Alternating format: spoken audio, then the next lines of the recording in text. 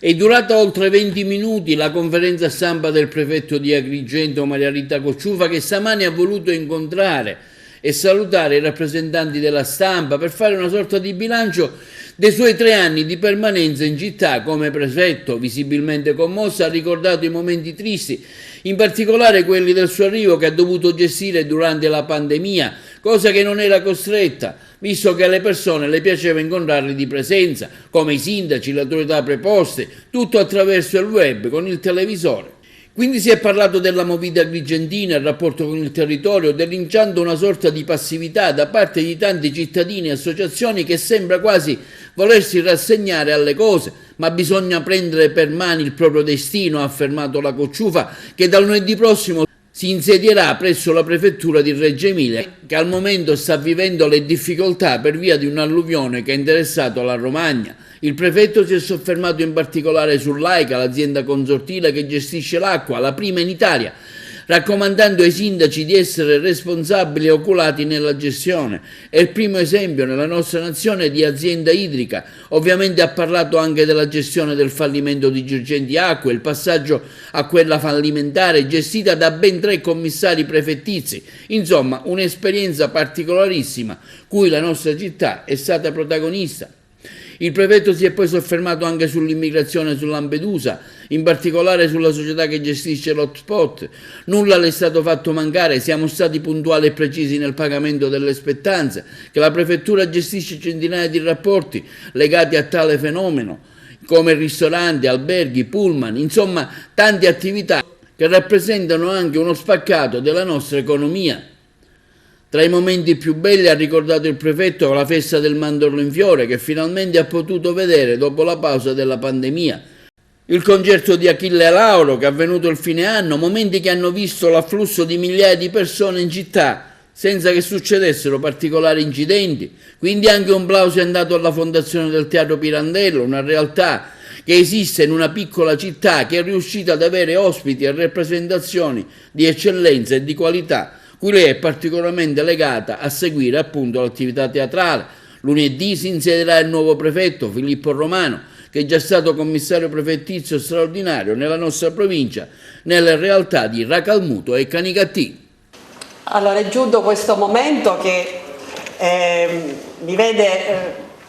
al contempo felice ma anche molto dispiaciuta, felice perché io credo che sia l'aspirazione di ognuno di noi fare poi anche altre esperienze,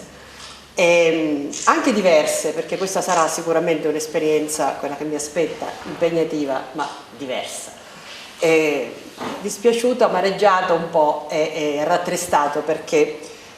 in questi momenti si ricordano solo le cose belle, non si ricordano quelle brutte, quelle negative, che pure ce ne sono state tante. 3 anni sono veramente tante. Io ho vissuto prima la pandemia,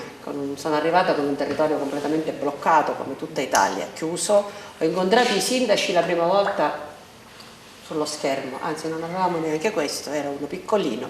e veramente insomma 42 sindaci, così, incontrarli così la prima volta è stata un'esperienza abbastanza particolare. Poi piano piano le cose si sono allentate e ho cominciato a conoscere il territorio. Un territorio va conosciuto incontrando le persone. Poi per me è questa la cosa importante, avere il contatto, il confronto, guardando le persone in faccia, e devo dire che il tempo l'ho avuto di fare questo, perché dopo questa prima fase di pandemia piano piano abbiamo cominciato a fare quelle cose che un prefetto deve fare, cioè occuparsi dei cittadini, lavorare con i sindaci, lavorare con le istituzioni locali,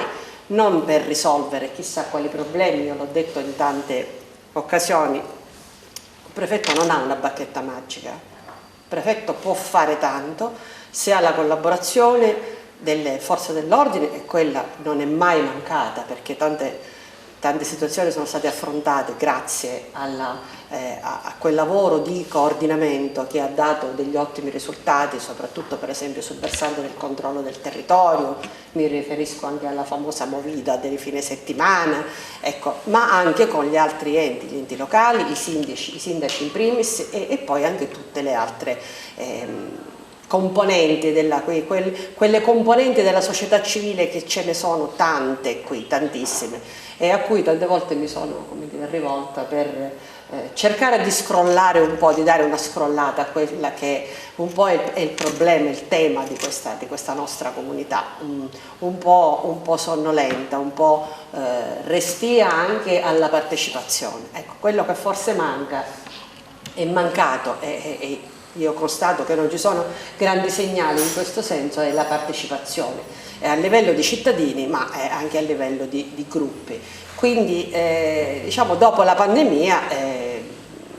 ho affrontato tante vicende, tante situazioni, momenti anche molto belli, molto toccanti, ho avuto il privilegio di assistere e di lavorare per l'organizzazione della beatificazione del giudice Livatino. Questa è una cosa che io non dimenticherò mai, veramente, e che solo questa esperienza in questa provincia mi poteva dare. Ho vissuto anche l'esperienza terribile di Ravanusa, che è qualcosa che non credo che si possa dimenticare, l'abbiamo vissuta qui insieme ai miei più stretti collaboratori. Ieri con l'arcivescovo ricordavamo ancora quel momento terribile dei funerali, sono cose che non si possono dimenticare, una comunità squarciata. Sembrava quasi impossibile all'inizio credere che fosse successa, questo è quello che invece è successo. Però anche lì è scattata anche una bella sinergia anche con l'amministrazione locale, abbiamo potuto dare anche un piccolo contributo, siamo andati a vedere tra le pieghe delle nostre competenze e quindi abbiamo dato dei fondi straordinari per poter come dire, rifondere i cittadini delle spese delle macchine perdute, e anche per dei corsi, non dei corsi, diciamo un supporto psicologico, piccole cose, perché poi le competenze chiaramente non sono dello Stato, o comunque non passano dalla prefettura,